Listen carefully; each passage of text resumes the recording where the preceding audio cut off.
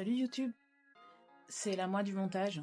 Donc moi je suis Marty Cruz pour ceux qui ne me connaîtraient pas. Je suis illustratrice pro et je vis ma vie entre réaliser des illustrations pour des particuliers, parfois en commande, autres, et puis aussi en tenant des ateliers de création artistique. J'ai décidé de vous faire une introduction parce que le premier passage que vous allez voir où je suis en face cam, c'est tellement sombre que du coup c'est flou. Forcément, c'était une journée où il faisait particulièrement mauvais et il y en a eu pas mal pendant toute la durée de ce vlog. Alors, pour faire rapidement, dans ce vlog, vous allez voir quoi? Vous allez me voir travailler sur un projet personnel, qui est un projet pro-perso, mais qui est un peu fake it until you make it, c'est-à-dire que je vais partir d'un challenge Instagram, d'un challenge créatif Instagram qui est le Pitchtober, où pour le mois d'octobre, on a 31 mots à illustrer. Et je vais le faire tellement sérieusement que c'est pour ça que je l'anticipe en créant du coup 31 illustrations. C'est presque 31 designs de perso parce que ça tourne essentiellement autour de personnages en couleur, aquarelle et crayon. Et voilà, donc du coup vous allez voir mon quotidien avec mon avancée là-dessus, comment je l'envisage et comment ça se développe. Et à côté de ça, vous allez voir aussi mon quotidien en tant que maman d'un petit chiot très remuant. Et voilà, et comment ça peut se passer. Je vous laisse tout de suite donc pour ce vlog qui est sans paillettes, 100% honnête, illustration à la cool.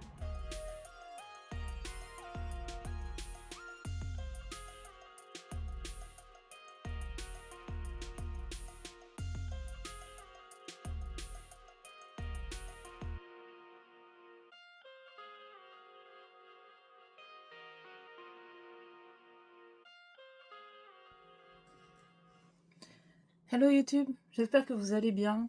On va se retrouver pour un vlog. Alors je sais pas du tout si effectivement je vais garder les rushs et les monter ou pas.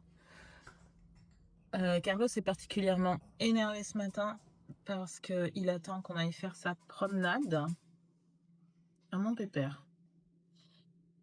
Alors on se retrouve aujourd'hui, on est mercredi. Mercredi combien? Je ne sais plus. Peut-être le 17. Quelque chose dans le genre. Si jamais je dis une bêtise, je corrigerai. Donc on est bel et bien le matin. Alors là, je vais pas tricher, hein, je l'ai déjà bu. Je viens juste de le boire.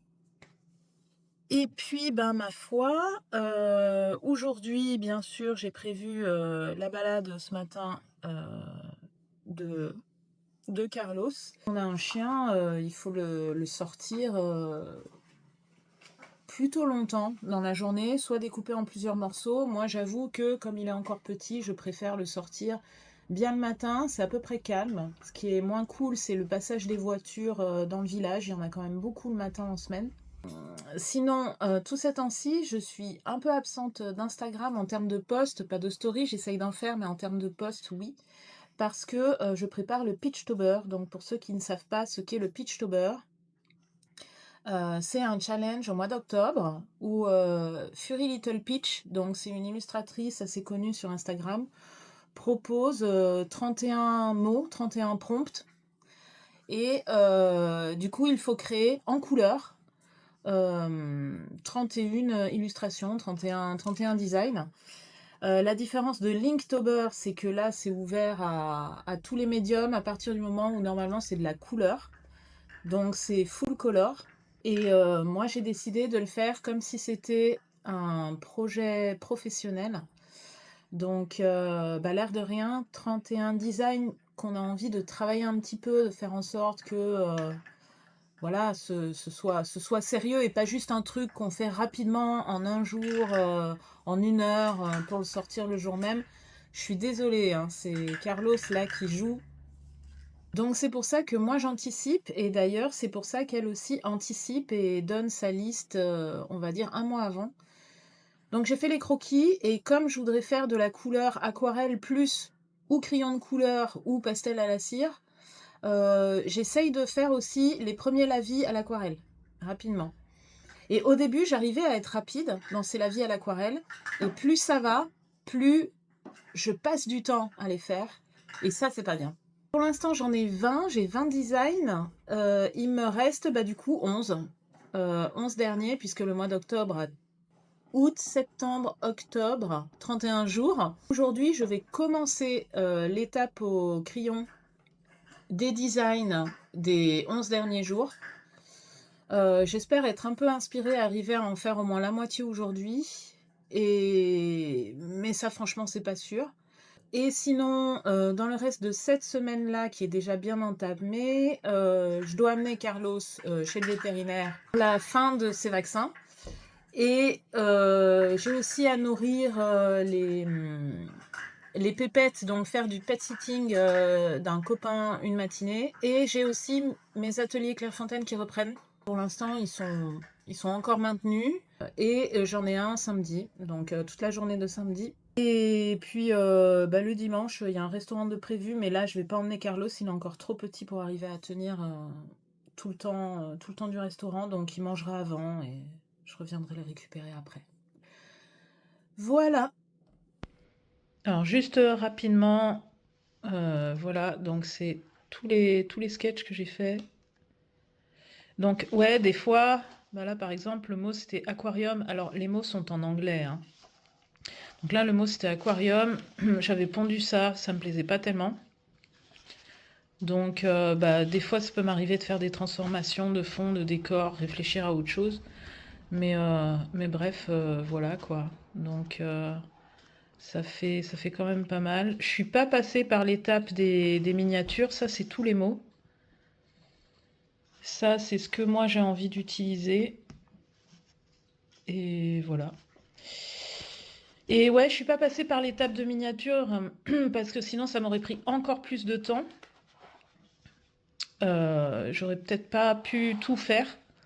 Ça, pour ceux qui demandent, parce qu'il y en a toujours qui demandent, c'est un carnet de chez Rougier Pied. C'est vraiment la base de la base en termes de carnet. C'est très... le papier, en fait, c'est un papier qui accroche le crayon de papier, justement, qui ressemble un petit peu à du buvard. Je sais pas comment vous expliquer, il est très rêche. Il est très fin aussi. Je fais un peu de tout. Des fois, ça m'arrive même de faire des choses avec de l'eau dessus, etc. Alors que c'est pas fait pour. Bon, le résultat est moyen, mais c'est vraiment un carnet pour s'amuser, entre guillemets, ou faire des croquis, voilà, en anticipation de choses, mais voilà. Tout le tas de ceux pour lesquels j'ai déjà fait les premiers lavis qui sont là. Donc là, ça commence à faire beaucoup. Alors normalement, ils devraient ne pas être trop travaillés, un peu comme ça. Et le problème, c'est que après, on arrive à des trucs hyper travaillés comme ça. Bon, c'est un peu le problème de savoir où s'arrêter. Voilà. Mais à savoir que de toute façon, moi, je veux pas ce résultat-là. Je veux un résultat texturé, plus crayon et pastel ou pastel gras. Bref.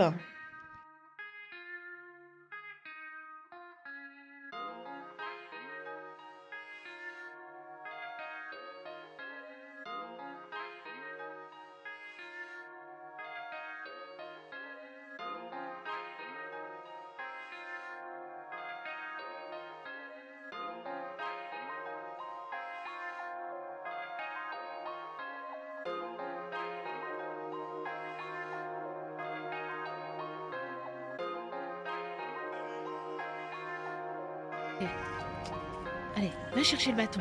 Va chercher le bâton. Le bâton. Le bâton. Non, le bâton là. Là. Va chercher le bâton. Non, va chercher le bâton. Le bâton là. Va chercher le bâton. Le bâton. Va chercher le bâton. Va chercher le bâton. Va chercher le bâton. Look, stick. See stick? See stick? Yeah. Yeah, look, stick. Look, stick. Stick, stupid. That's a stick, boy. Look at this. Yeah. You like a stick? You want to get it? And no wonder you're extinct.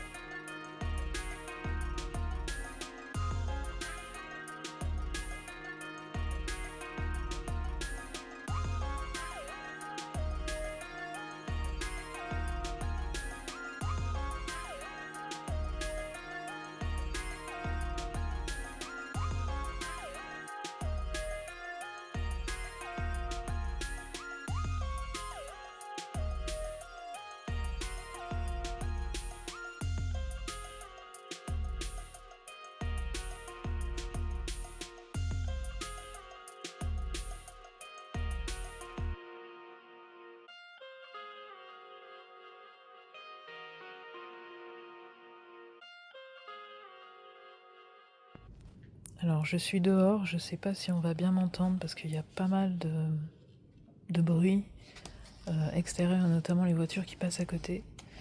Mais donc là j'en ai fait 5 de plus aujourd'hui, donc je dois être à 25. Et franchement, moi ce que je me rends compte, c'est que en dessinant comme ça de manière intensive sur de la création de design, de perso, etc., ben ça évolue vachement et il y en a beaucoup qui me plaisent bien et il y en a moins. Après, c'est les idées aussi qui m'ont moins bien plu. Voilà, il y a des choses où c'est plus de la mignonnerie. Et puis, il y a des trucs où je trouve que c'est un peu plus banger. Donc voilà, et c'est super intéressant. Travailler comme ça en masse, sur de la production en masse, du coup, c'est vraiment super parce que ça permet de voir une évolution, une facilité aussi dans les réalisations. Et voilà quoi, donc ouais, je trouve que il y a des trucs, c'est franchement très intéressant de le faire comme ça, de se forcer à le faire. Et puis sérieusement, pas d'accorder 1 heure par jour pour faire un truc vite fait parce que c'est un challenge. Je sais qu'il y en a qui disent que sinon c'est tricher si on le fait pas comme ça. Mais je suis vraiment désolée pour les véhicules. Mais non, en fait, vraiment prendre le temps, anticiper, même si c'est pas un challenge connu, se donner une liste de mots ou de persos à faire comme ça en masse, ça permet vraiment de voir une évolution et du coup de faire un tri sur les différents styles qui nous caractérisent. Hello! Alors on se retrouve, on est aujourd'hui jeudi.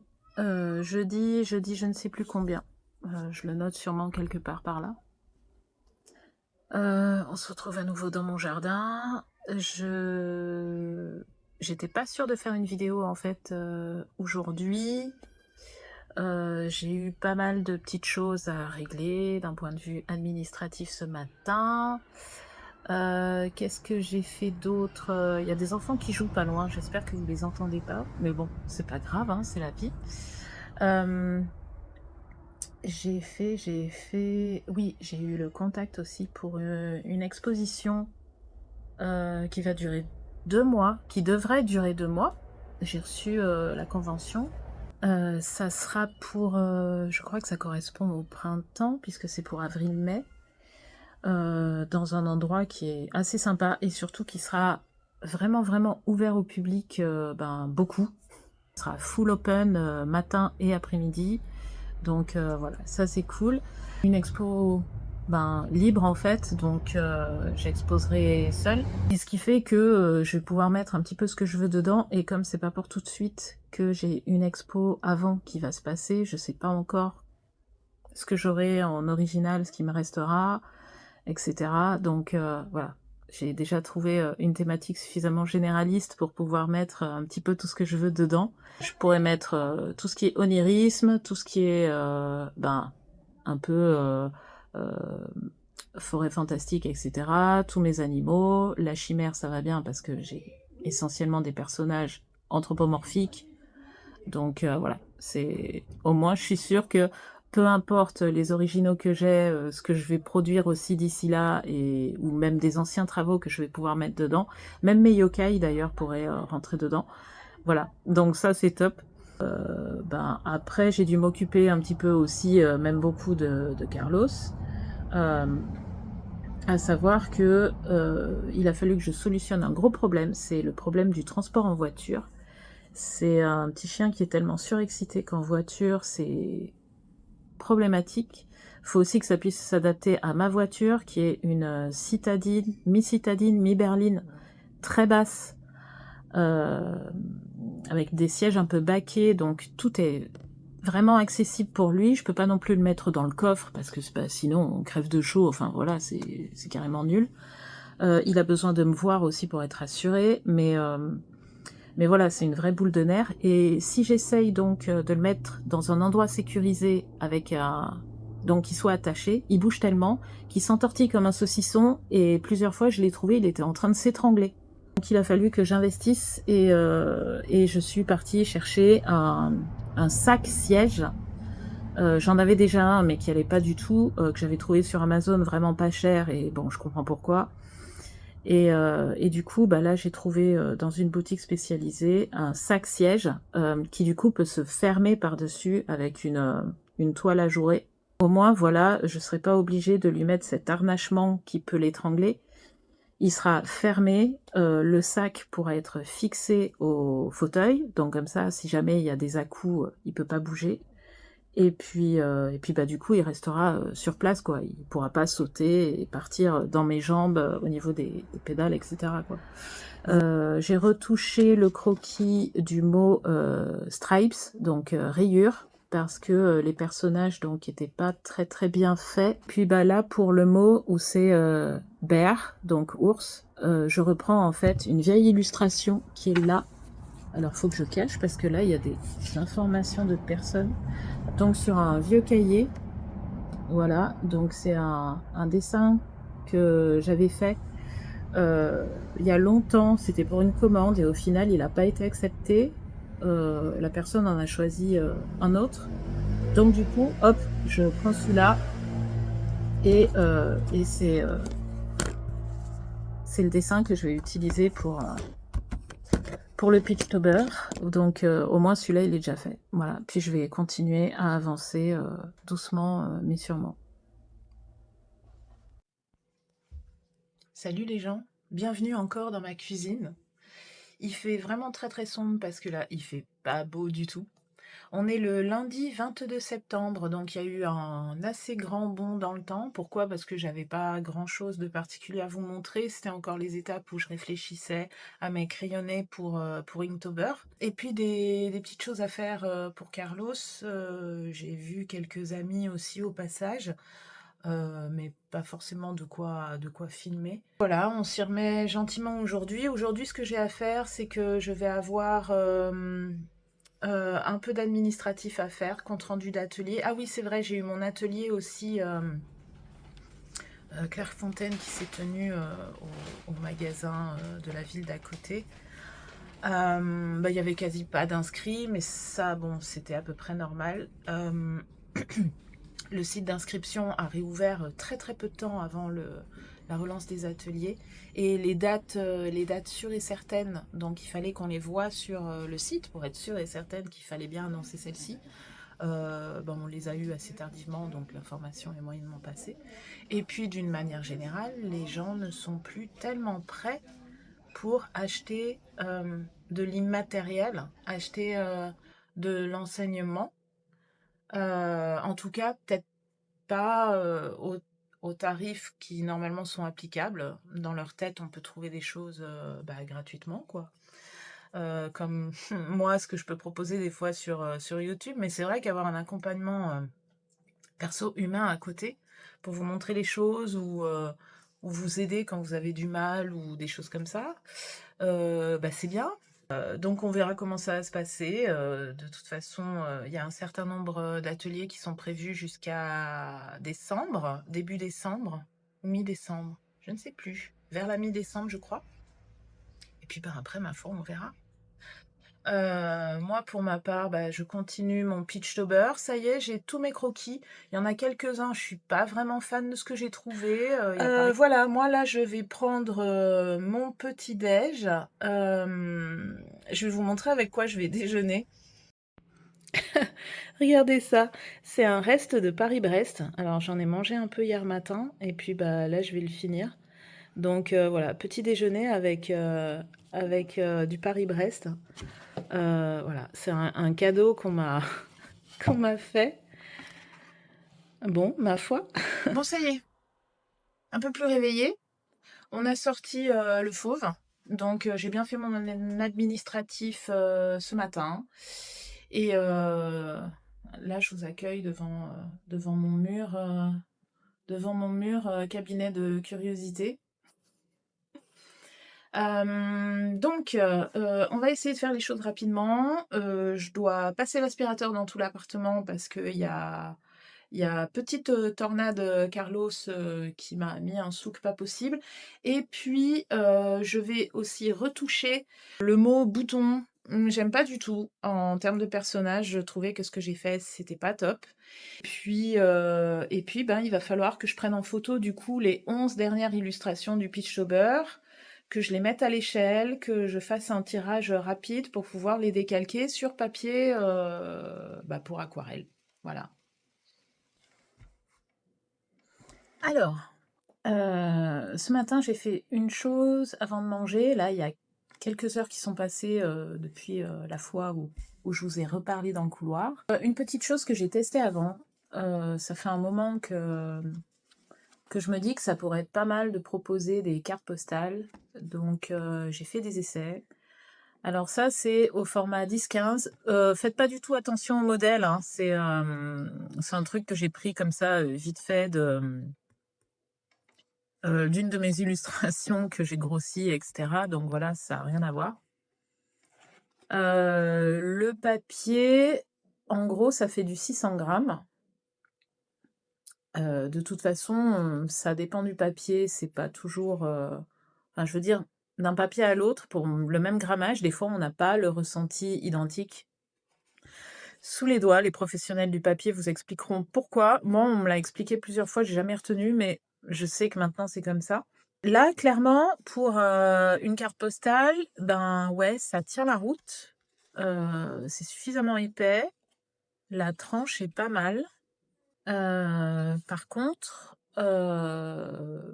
je vous dis tout de suite, je vous donnerai pas le quoi, le qui, le quand, le comment, parce que c'est clairement de la fabrication artisanale. Voilà, c'est pas un papier qu'on achète, qu'on met dans son imprimante et qui sort nickel.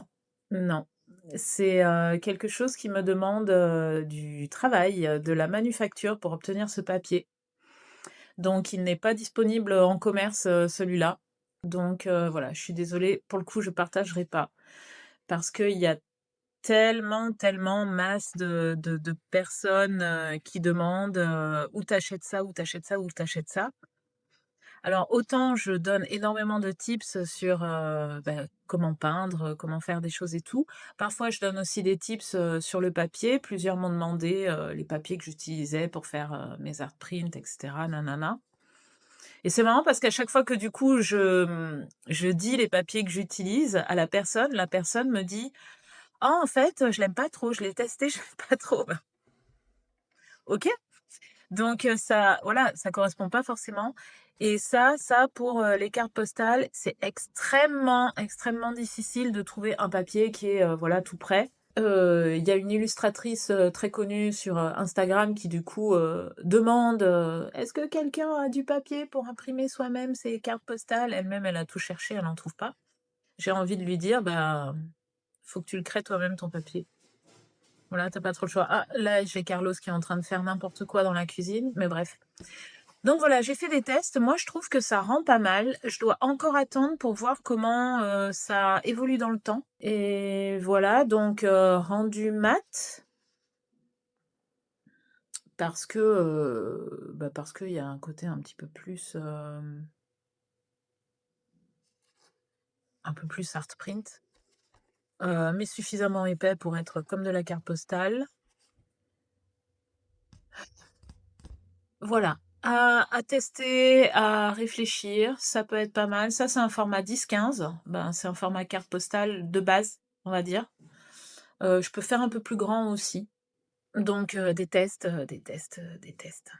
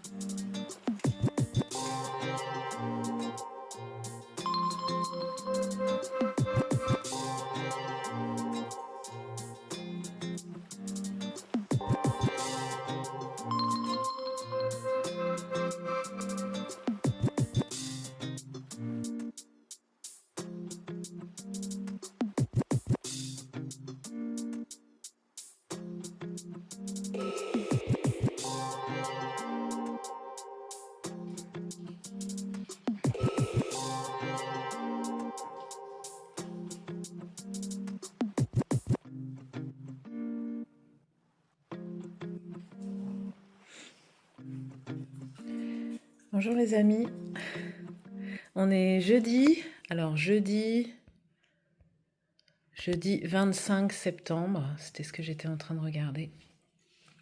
Jeudi 25 septembre. Un peu fatiguée ce matin. J'ai eu donc un cours d'aquarelle hier matin, donc quelqu'un qui est venu. Carlos s'est montré tellement pénible qu'il a fallu que je le mette dans ma chambre, et auquel cas, du coup, là, il s'est montré adorable parce qu'il a tenu très longtemps dans ma chambre sans faire de bêtises, chose que je n'imaginais pas. Là, il essaye d'ouvrir le placard. Ça va, il n'est pas très doué. Je voulais vous montrer un petit peu ce que j'ai fait. Donc, j'ai avancé, j'ai fini tous les croquis. Voilà. Donc 31 dessins. Et puis je voulais vous montrer dès que j'ai refait, c'est-à-dire celui-là qui me plaisait vraiment pas. Pourtant, j'avais carrément débuté les premières mises en couleur. Mais vraiment, ça me plaisait pas du tout. C'était pas du tout mon mood en fait. C'était un type d'illustration très plat, très... Enfin, je sais pas, je trouve pas particulièrement pro, mais ça fait très BD, ça peut être sympa, mais en même temps, j'ai trouvé quand même très plat. Donc j'ai voulu garder un peu quand même ce mood un petit peu plus cosy qu'il y a dans la grande majorité de ces illustrations-là. Cottagecore un peu. Donc voilà, je l'ai refait parce que j'étais donc à cette illustration-ci pour les premiers aplats de couleurs. Donc voilà, du coup, je l'ai reporté ici. Et puis une autre aussi que j'ai refaite. Je ne sais pas si je vous l'avais montré, mais je crois que oui, voilà. Donc c'est celle-là qui tient plus du concept de jeu vidéo, presque. On peut imaginer un espèce de monstre qui a comme ça une petite souris autour qui le recoue au fur et à mesure qu'on lui donne des coups. Donc le but étant d'annihiler elle avant d'annihiler lui. Ça fait très concept jeu vidéo. Mais bon, c'est pareil, c'était pas du tout dans l'ambiance un peu plus cosy et tout que j'avais. Donc voilà, je suis partie là-dessus. Ça, c'est ma lampe frontale pour quand il faut sortir le chien la nuit. Hello les amis, je viens juste de rentrer, j'ai sorti Carlos, entre-temps je l'ai déposé. Le pauvre, je l'ai sorti alors qu'il faisait vraiment pas beau. Et au final, je suis sortie faire une course et c'est là que le soleil sort. Il a pas de bol. Non, en fait, je suis allée récupérer un colis et ça. Donc, vous lisez, je pense, le titre à l'envers, mais ça, c'est pas grave. Donc, c'est un livre dont vous êtes le héros. Et j'ai choisi Le Manoir de l'Enfer. Pourquoi? Parce que dans la série des livres dont vous êtes le héros, c'est un classique donc de Steve Jackson. Ça, c'est une réédition qui est vraiment trop belle, qui date de 2017 ou 2018. À savoir que, bien sûr, à l'origine, je crois que c'est un écrit qui doit dater de la fin des années 70, début 80, donc vraiment la pleine période des Donjons et Dragons, etc. Donc pour ceux qui connaissent pas les livres dont vous êtes le héros, c'est-à-dire que au début, je vous mettrai sûrement une vidéo pendant que je vous parle. Au début, vous avez de quoi noter, tout comme dans les jeux de rôle, la puissance de votre personnage, etc. Donc on vous explique tout, il y a les règles. Ça vous dit comme quoi il faut lancer des dés, ajouter tel chiffre, des dés. Je sais pas s'il y en a qui auront la ref. Et du coup, vous tracez un petit peu comme ça la fiche d'identité de votre personnage. Et ça vous est utile quand il y a des passages un peu de combat. Voilà. J'avais un peu peur parce que comme c'est une réédition et que ils ont bien mis que c'était pour enfants à partir de 10 ans, sachant que normalement, il est quand même très horrifique celui-là, donc j'avais peur que ce soit une version édulcorée et en fait, pas du tout. Pas du tout, c'est une version complète, au contraire, qui a été ajoutée à la fin, donc il y a encore un truc en plus par rapport aux anciennes collections. Et il est vraiment très beau avec le vernis sélectif, l'illustration là, elle est top, elle a un petit côté rétro. Ouais, le monstre, il est vraiment très beau. et à l'intérieur, il est 100% neuf. Et pour une fois, je suis pas passée par Momox. Alors, je me rappelle plus par quoi je suis passée. Si j'arrive à retrouver, je vous mettrai le lien, mais je suis passée par un autre site où je l'ai eu beaucoup moins cher que Momox. Momox, j'ai l'impression que les prix ont flambé des livres d'occasion. Mais voilà, donc vraiment, vraiment contente. J'ai jamais joué à ces livres, ça m'a toujours manqué. Préado, c'était un truc qui me plaisait.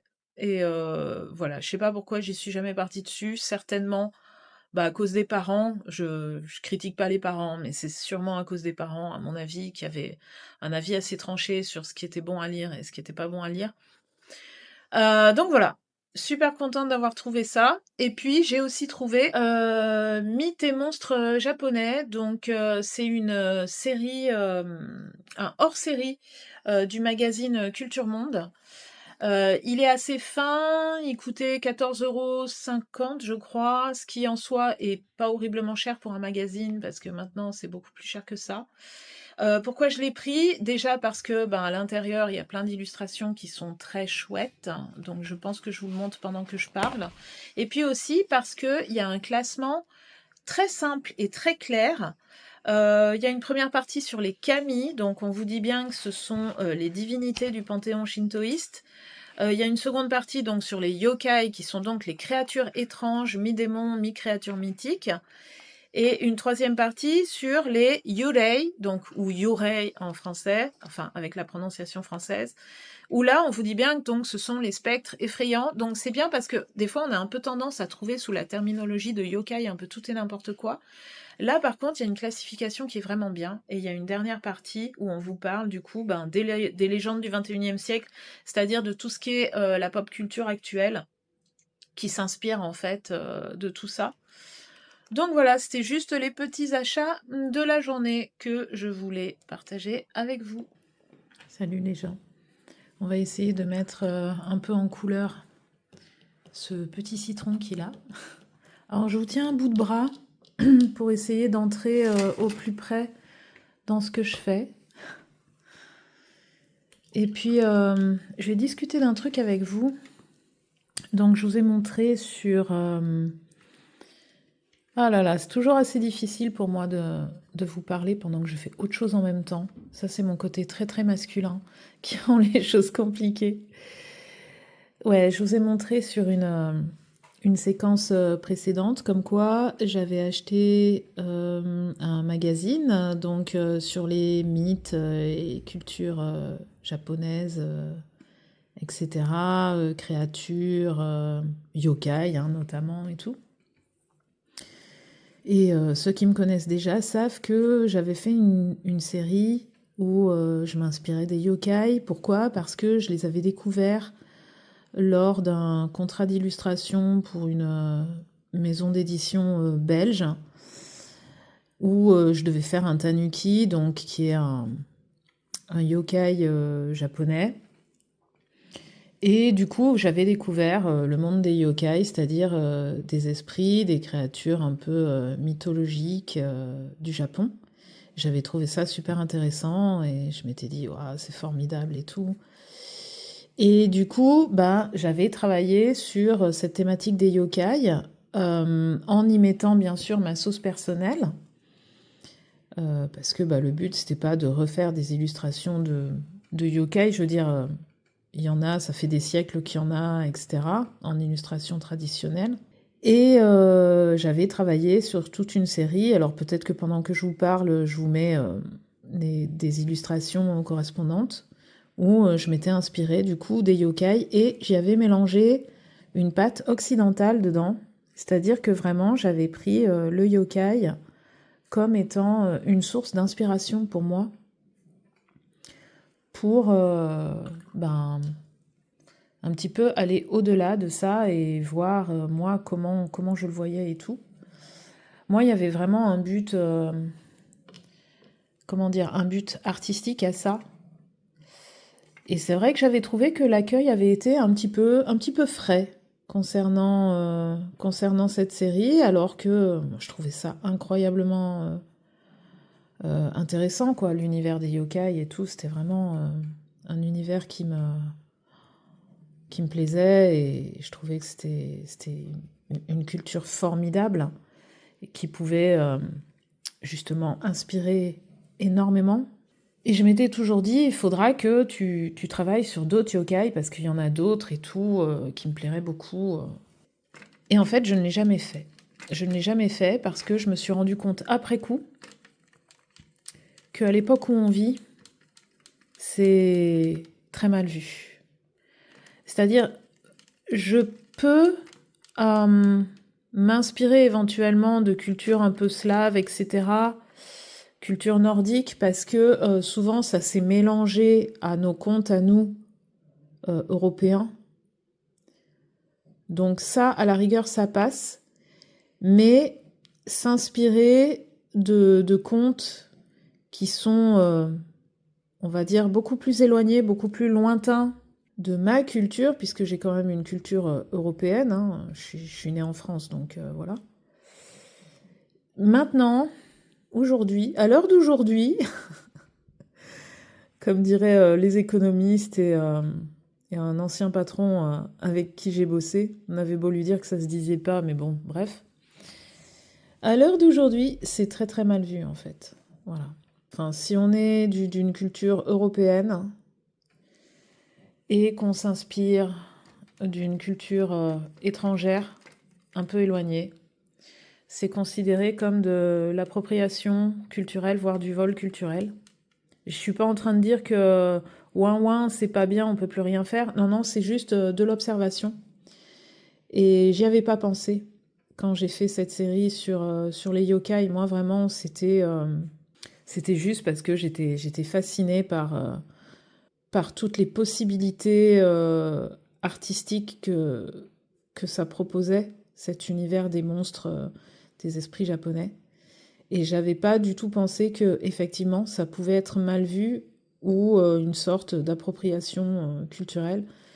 Mais c'est la raison pour laquelle, ben, en fait, non. Je pense que je ne retravaillerai plus jamais sur les yokai et que je ferai extrêmement attention maintenant à toutes ces cultures étrangères qui peuvent être extrêmement, extrêmement inspirantes, mais qui maintenant, on va dire, ben, sont comment dire, la propriété de ceux qui sont originaires de cette culture. C'est-à-dire que si jamais on s'inspire de ces cultures qui ne sont pas les nôtres, on est dans une époque où c'est très mal vu et où ça passe pour du vol culturel ou de l'appropriation culturelle. Bon, je vais aller booster un peu l'intensité. Le jaune n'est pas encore suffisamment sec. La paille qui lui sert un peu d'arme, de quelle couleur est-ce que je pourrais la faire?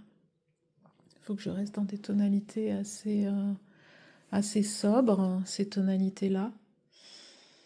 Enfin voilà, c'était quelque chose que j'avais envie de partager avec vous. Parce que, bah voilà, l'époque a changé. Il y a des choses qu'on peut faire, des choses qu'on ne peut plus faire. Alors, c'est pas interdit, je veux dire, voilà. Mais si on veut éviter les polémiques, il faut réfléchir avant de faire les choses maintenant, à notre époque. Donc après, travailler sur les contes de Grimm, les contes de Perrault, bon bah là, évidemment, ça pose pas de problème. Et puis bah sinon, imaginez, ma foi, ses propres contes, hein. On peut être inspiré, mais en imaginant d'autres choses. Faire nos propres contes et avoir notre propre imagination, au moins, voilà. Au moins, on ne sera pas accusé de quoi que ce soit. Bon, allez, on va avancer. J'espère aujourd'hui faire la mise en couleur de ces deux-là. J'ai fait un fond rapide sur celui-ci. Voilà, je vous montrerai sûrement comment j'ai avancé.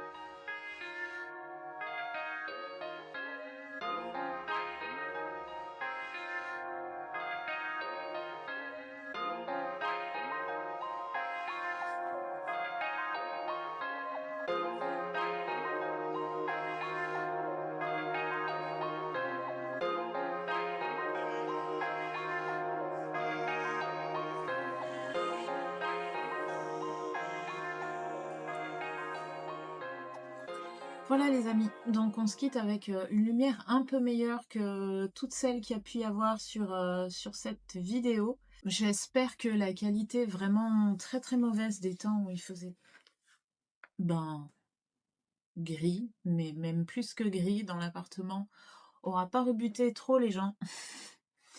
Pour ma part, c'est la dernière sous-couche que j'ai faite pour le Pitchtober. Donc ça, c'était le numéro 31, donc où le thème c'est fantôme. Voilà, forcément.